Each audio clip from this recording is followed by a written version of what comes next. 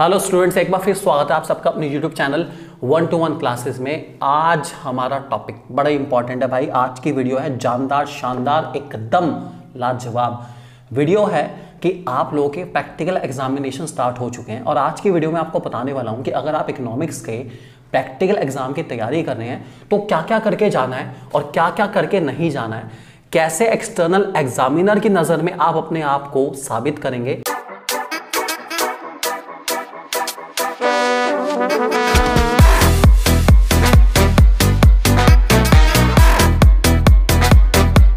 Confidence में जवाब दीजिए, अच्छे से जवाब दीजिए, बाकी एडवाइसेस मैं बाद में दूंगा। तो एक्सटर्नल एग्जामिनर आपसे एक्सपेक्ट करता है कि आप कॉन्फिडेंटली हर एक आंसर को दें।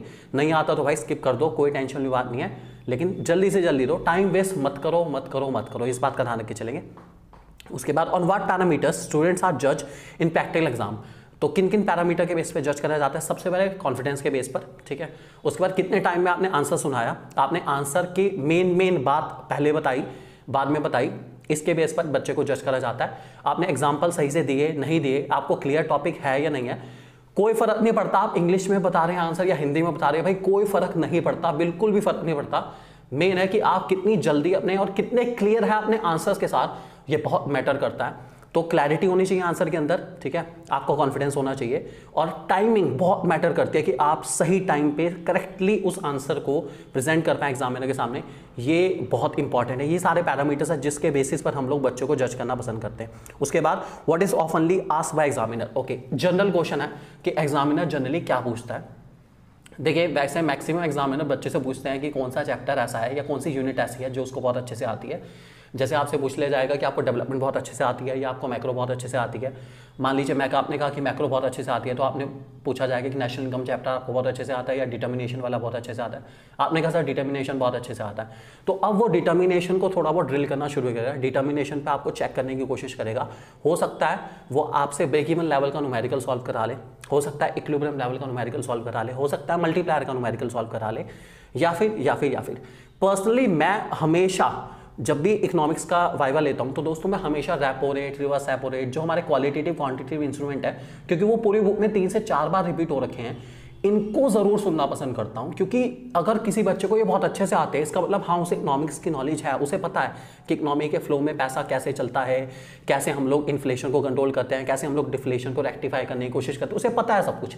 ये बहुत बढ़िया टॉपिक है, बहुत ही शानदार टॉपिक है किसी बच्चे को जज करने का कि उसको क्या मॉनेटरी पॉलिसी के सारे इंस्ट्रूमेंट पता है नहीं पता है, क्वालिटेटिव क्वांटिटेटिव इंस्ट्रूमेंट पता है नहीं पता है। तो भाई ये क्वेश्चन तो मस्ट आप करके जाएंगे। इसके अलावा जो आपने नेशनल इनकम के फॉर्मुलाज कर रखे हैं, दैट इज इनकम मेथड का फॉर्मुला, एक्सपेंडिचर मेथड का फॉर्मुला, वैल्यू एडेड मेथड का फॉर्मुला पूछा जा सकता है दोस्तों। बहुत बहुत बहुत इंपॉर्टेंट है, आप लोग ध्यान रख के चलेंगे, ठीक है। तो ये कुछ जनरल चीजें हैं जो एग्जामिनर ज्यादातर पूछता है।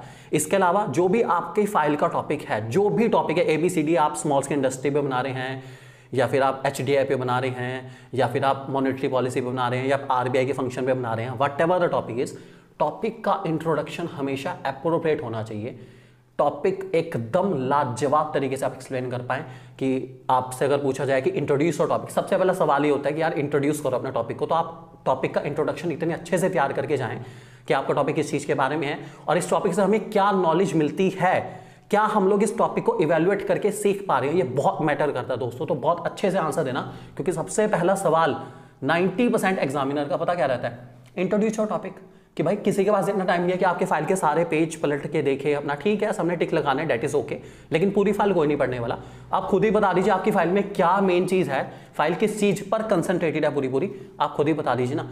तो अगर आप ऐसा बता देते तो भाई इमेज एकदम जाएगी एक्यूरेट और आपको मार्क्स मिल सकते हैं ज्यादा से ज्यादा, ठीक है। इसके अलावा how to answer the question asked by the examiner. भाई सिंपल सी बात है, कॉन्फिडेंस के साथ आंसर दो, आराम से आंसर दो। बायलिंगुअल रहना, बिल्कुल बायलिंगुअल रहो, कोई दिक्कत नहीं है यार। आपकी इंग्लिश जज करने नहीं आ रहा है कि आप कितनी अच्छी और कितनी फ्लुएंटली इंग्लिश बोलते हैं, ये जज करने नहीं आ रहा। जज करना है कॉन्फिडेंस लेवल को, आप कितने अच्छे से और कितने एक्यूरेटली आंसर देते हैं। जजमेंट इस चीज़ का होगा, इस बात को ध्यान रख के चलना। जजमेंट होगा आपकी आंसर एबिलिटी का, ना कि लैंग्वेज का, इस बात को ध्यान रख के चलिए, ठीक है। उसके बाद डूज एंड डोंट्स, भाई बिल्कुल एक तो खाली मत बैठना एग्जामिनर के सामने। अगर आपको क्वेश्चन नहीं आता तो प्लीज सॉरी करके, sir sorry I can't answer, can you change the question, बोल देना। मत एंटरटेन करो, वहां खाली बैठे रहो, इधर उधर की बातें करके एंटरटेन करने की कोशिश मत करो बिल्कुल भी। फ्रीक्वेंटली जल्दी जल्दी नहीं आता sir please change the question, नहीं आ रहा सर क्या कर सकते हैं, कोई बात नहीं। अगर बाय चांस कोई ऐसा टॉपिक हो जो एग्जामिनर इंटरेस्टेड है समझाने में, आपको लगता है कि हाँ यार समझ नहीं आया, तो आप पूछ भी सकते हैं कि सर बहुत अच्छे से नहीं आता, एक बार अगर आप एक्सप्लेन कर देंगे तो बहुत अच्छी बात है। तो ये भी बहुत अच्छी बात है कि अगर आप कोई पर्टिकुलर टॉपिक पे ऐसे अटक जाते हैं जो आपको बहुत टफ लग रहा है, तो आप एक्सटर्नल एग्जामिनर से पूछ सकते हैं यार, कोई दिक्कत वाली बात नहीं है। वो भी चाहते हैं कि आपको बहुत अच्छे से गाइड करें ताकि आप अच्छे मार्क्स स्कोर कर पाएँ, इंसान है वो भी, घबराने की जरूरत नहीं है बिल्कुल, ठीक है। तो अच्छे से बैठेंगे, पोजीशनिंग वगैरह, और दूसरा सबसे ज़्यादा जरूरी नेल्स हेयर्स हर एक चीज़ को एक्यूरेट करके चलना यार, अपनी जो पर्सनैलिटी है उसको अच्छे से रिप्रेजेंट करना ताकि आप अच्छे स्टूडेंट्स में काउंट हों, इस बात का ध्यान रख के चलेंगे। उसके बाद पर्सनल एडवाइस मेरी भाई सीधी सी बात है, ज़्यादा बड़ी पर्सनल एडवाइस नहीं है, अच्छे से करो, कॉन्फिडेंटली करो, ठीक है। टाइम वेस्ट बिल्कुल ना मत कराओ, ना एग्जामिनर का ना अपना, और हमेशा अपने फाइल अच्छे से रिप्रेजेंट करो, अपना नाम टॉपिक इंट्रोड्यूस, हर चीज़ को बहुत अच्छे से स्मूथली इंट्रोड्यूस करके चलना है, टेंशन बिल्कुल नहीं। और मेरी इस बात को ध्यान रखना है भाई, बहुत ज़्यादा ज़रूरी बात है कि जब तैयारी हो सही तो टेंशन नहीं, ध्यान रखना।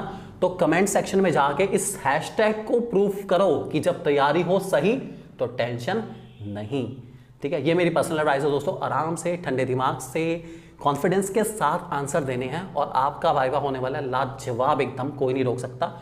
अब इससे आगे की वीडियो जो लोग नहीं देखना चाहते कोई दिक्कत नहीं भाई, आराम से आप लोग बंद कर सकते हैं, कोई प्रॉब्लम वाली बात नहीं है। अब इससे आगे वाले टॉपिक जो है मैं आपको एक एक टॉपिक में बताने वाला हूँ कि कौन कौन से क्वेश्चन ज़्यादातर आस्क या पूछे जाते हैं। तो मैं कुछ टॉपिक कवर कर रहा हूँ दोस्तों जो कि मेरे पास हैं, जो कि मुझे लगता है सबसे ज़्यादा बच्चों की फाइल इन टॉपिक पे रहती है। मैं टॉपिक पहले बता देता हूँ, अगर आपका टॉपिक उसमें है तो वीडियो को लास्ट तक देना, नहीं तो ना देखो। मैं कवर करूँगा माइक्रो एंड स्मॉल इंडस्ट्रीज़, उसके बाद GST, HDI human development index दोस्तों, मॉनेटरी पॉलिसी कवर करूंगा, गवर्नमेंट बजट कवर करूंगा दोस्तों, डिजिटल इंडिया कवर करूंगा, मेक इन इंडिया कवर करूंगा, उसके बाद डिसइन्वेस्टमेंट पॉलिसी कवर करूंगा दोस्तों, रोल ऑफ RBI कवर करूंगा, ठीक है। ये कुछ ऐसे टॉपिक हैं जो कि हमारे फ्रीक्वेंटली या सबसे ज़्यादा एग्जामिनर या फिर जो इंटरनल एग्जामिनर है वो भी अपने बच्चों को इन टॉपिक पर फाइल बनाने के लिए देते हैं। ये ज़्यादा फेमस टॉपिक आप कह सकते हैं।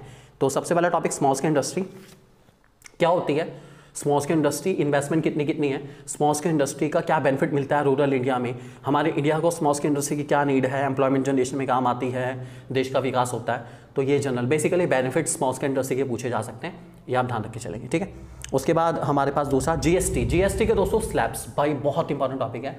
जब भी GST के बारे में एग्जामिनर पूछेगा तो GST के स्लैब्स के ऊपर बहुत ज़्यादा क्वेश्चन पूछता है कि GST के कितने स्लैब है, 5 स्लैब है, 0%, 5%, उसके बाद आपका 12%, 18% और 28%, और कौन कौन सी चीज़ें किस किस स्लैब में आती है पता कर लेना भाई, कोई दिक्कत नहीं। और कितने टाइप के GST होते हैं, CGST, SGST, IGST, बता देना, कोई दिक्कत वाली बात नहीं। ये क्वेश्चन ज़्यादातर पूछे जाते हैं। GST के बेनिफिट मतलब हर चीज़ के जो भी आपकी टॉपिक की फाइल है उसके बेनिफिट और उसके क्या नुकसान है, अगर हैं तो प्लीज़ कवर करके जाना, भूलना मत बिल्कुल भी, ठीक है। फाइल एक बार पढ़ के जाना, अच्छे से पढ़ के जाना, बिल्कुल मत छोड़ के जाना। उसके बाद टॉपिक है दोस्तों हमारा human development index. Human development index क्या होता है, हमारी इंडिया की HDI रैंकिंग क्या है, कौन कौन से इंडिकेटर्स हैं HDI के, क्या क्या चीज़ें हम लोग लेके चलते हैं HDI रैंकिंग देते वक्त, जैसे हम लोग maternal mortality rate, infant mortality rate, उसके बाद लिटरेसी रेट, बहुत सारी चीज़ें हैं जिसको हम लेके चलते हैं ये हमारा ह्यूमन डेवलपमेंट इंडेक्स निकालते हुए।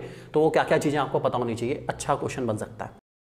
उसके अलावा दोस्तों हमारा गवर्नमेंट मॉनेटरी पॉलिसी, सबसे भाई बढ़िया टॉपिक मुझे लगता है। अगर किसी ने मॉनेटरी पॉलिसी बनाया तो बहुत फायदा रहेगा उसका, उसको ये सारे इंस्ट्रूमेंट याद करके जाने हैं जो कि मैंने आपको पहले ही बताया कि सबसे ज़्यादा पूछे जाते हैं। आपको क्वालिटेटिव क्वांटिटेटिव, चाहे वो रिवर्स रेपो रेट हो, रेपो रेट हो, बैंक रेट है, ओपन मार्केट ऑपरेशन है, CRR है, SLR है, उसके बाद मॉरल सिचुएशन है, मार्जिन रिक्वायरमेंट है, सेलेक्टिव क्रेडिट कंट्रोल है, सबको बहुत अच्छे से करके जाना है। यही ज़्यादातर पूछे जाते हैं और मोस्ट इंपॉर्टेंट टॉपिक है। मतलब ये टॉपिक तो भाई सबको करके जाने ही जाने, कोई नहीं छोड़ेगा, बिल्कुल भूलना मत, छोड़ना मत, बिल्कुल भी करके जाना, क्योंकि जब तैयारी हो सही तो टेंशन नहीं, ठीक है। इसके अलावा दोस्तों टॉपिक हमारा अगला है गवर्नमेंट बजट। भाई revenue receipt, capital receipt, revenue expenditure, capital expenditure में क्या डिफरेंस है, सबसे ज़्यादा बार पूछे जाने वाला क्वेश्चन है। हर एग्जामिनर जानना चाहता है कि बच्चे को ये चारों चीज़ें क्लियर है या नहीं, ये क्वेश्चन जरूर पूछा जाएगा, पक्की बात है। और ऑब्जेक्टिव ऑफ गवर्नमेंट बजट आप करके जाएंगे, ठीक है। इसके बाद दोस्तों बात कर रहा हूँ डिजिटल इंडिया की। डिजिटल इंडिया क्या है, क्यों सेटअप करा गया, कब सेटअप हुआ, किसने सेटअप करा, क्या रीजन था सेटअप करने का, ये कुछ जनरली आस्क क्वेश्चन है जब हम डिजिटल इंडिया की बात करते हैं। और सेम मेक इन इंडिया की बात है, मेक इन इंडिया कब स्टार्ट हुआ, क्यों स्टार्टअप हुआ, इसका बेनिफिट क्या है GDP के ऊपर, लॉन्ग टर्म बेनिफिट क्या होगा, शॉर्ट टर्म बेनिफिट क्या होगा, हमारे इंडिया को इससे क्या क्या प्रॉब्लम फेस करनी पड़ सकती है या क्या क्या हमें इसको बेनिफिट मिल सकते हैं, ये आप लोगों को पता होना चाहिए। एज अ जर्नल भी अगर आप, मैं कहता हूँ अगर आप नेट पे नॉर्मली पढ़ के भी जाएंगे और हिंदी में भी आपको पता है तब भी कोई दिक्कत नहीं यार, आराम से पता हो उनको, वो समझेंगे कि आप भले ही लैंग्वेज के अंदर थोड़ी प्रॉब्लम हो सकती है, लेकिन हाँ आपका कंसेप्ट बिल्कुल क्लियर है। मैटर ये करता है कंसेप्ट कितना क्लियर है, मैटर ये नहीं करता कि आपकी इंग्लिश कैसी है, ये मैटर नहीं करता, ध्यान रख के चलेंगे इस बात को। उसके बाद दोस्तों हमारी डिसइन्वेस्टमेंट पॉलिसी, डिसइन्वेस्टमेंट पॉलिसी के ऊपर क्वेश्चन है, आ सकता है, क्योंकि डिसइन्वेस्टमेंट पॉलिसी इस टाइम काफ़ी ज़्यादा चर्चा में रही है पीछे। डिसइन्वेस्टमेंट क्या होता है, किस में आता है, ये हमारा रिवेन्यू एक्सपेंडिचर है, कैपिटल एक्सपेंडिचर है, ये सब पूछा जा सकता है, ठीक है। और डिसइन्वेस्टमेंट हम कितना परसेंट कर रहे हैं, क्योंकि सरकार बहुत सारी चीज़ों में डिसइन्वेस्टमेंट कर रही है। डिसइन्वेस्टमेंट का क्या फ़ायदा है, लॉन्ग टर्म इम्पैक्ट हमारी इकोनॉमी पर क्या क्या होगा, क्या डिसइन्वेस्टमेंट हमारी इकोनॉमी के लिए अच्छा है बुरा है, ये सब क्वेश्चन पूछे जा सकते हैं, ध्यान रख के चलेंगे। इसके बाद दोस्तों RBI control of credit, RBI के फंक्शन पूछे जा सकते हैं इसमें सबसे पहले, और आरबीआई की जो मॉनेटरी पॉलिसी है, इसमें मॉनेटरी पॉलिसी आती है, आप लोग जानते हैं। और इसके अलावा आरबीआई के कौन कौन से इंस्ट्रूमेंट हैं, आरबीआई के क्या क्या फंक्शन है, इन सबको बहुत अच्छे से करके चलना पड़ेगा आपको, जो कि आपका टर्म 1 का ही टॉपिक है, आपको पता होगा इसके बारे में। थैंक यू वेरी मच दोस्तों, अगर आपको वीडियो अच्छी लगी तो प्लीज़ वीडियो को लाइक करिए, चैनल को सब्सक्राइब करिए और शेयर करना बिल्कुल मत भूलिए। उम्मीद है आपको बहुत अच्छी लगेगी। और इसके बाद दोस्तों हमारी बिजनेस स्टडीज की वीडियो, अकाउंटेंसी की वीडियो, फिजिकल एजुकेशन की भी जो मोस्ट इंपॉर्टेंट टॉपिक और क्या क्या प्रैक्टिकल एग्जामिनेशन में करना है क्या नहीं करना है, इसकी वीडियो भी आने वाली है, तो देखना मत भूलिए। चैनल को जल्दी से जल्दी सब्सक्राइब करिए। थैंक यू दोस्तों।